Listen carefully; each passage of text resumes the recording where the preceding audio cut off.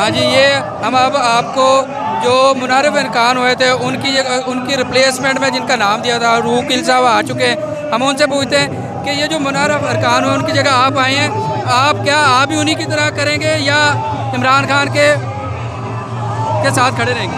जी, मैं इमरान खान के साथ 2007 से खड़ा हूँ। मुझे पूरा पाकिस्तान जानता है, मैं ख़ुद इमरान खान हूँ। अगर कोई इमरान खान से ये पूछ सकता है कि आप खड़े रहेंगे या नहीं, तो फिर ये सवाल मुझसे बनता है। मैं इमरान खान हूँ और अल्लाह के फजल से जब तक ज़िंदगी है, जब तक खून के आखिरी कतरे तक कप्तान के साथ खड़ा रहूँगा, पाकिस्तान के लिए खड़ा रहूँगा। ये आप देख रहे हैं कि ये प्रोग्राम आपने लॉन्च किया है, ये 4 घंटा घर से इधर शिफ्ट करने की क्या रीज़न थी? ये एक संभाले के लिए एहतजाज है कि हमारे लोग जो 25 जून को गए थे, जब उन पर तशद्दुद किया गया, बेहमाना तशद्दुद किया गया, रियासती तशद्दुद किया गया, तो उसके लिए सिंबॉलिकली लोग अपने शहरों में रहेंगे। और ख़ान ने यह साबित किया कि परेड ग्राउंड 2 शहरों की आवाम से भर सकता है, और ख़ान ने 2 शहरों से परेड ग्राउंड भर दिया। और आज आप देख लें, पूरे पाकिस्तान में जलसा है, मुल्तान में जलसा है, लाहौर में जलसा है, कराची में जलसा है, फैसलाबाद में जलसा है, तमाम बड़े शहरों में जलसे हैं और ये पूरे पाकिस्तान में जलसे हैं। अब जब भी खान की कॉल आएगी, लोग हर तरह की दीवारें तोड़ते हुए इस्लामाबाद पहुंचेंगे। अच्छा, ये हमारे अक़लीती नुमाइंदे थे पीटीआई के जो रिसेंटली आए हैं।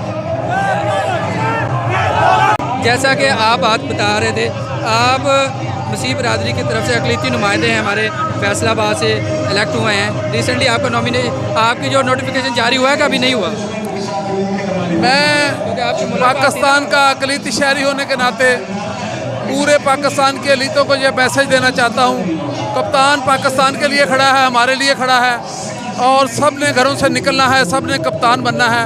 हमने अपने मुल्क को बचाना है, हमने कोई गैर मुल्की साजिश कामयाब नहीं होने देनी।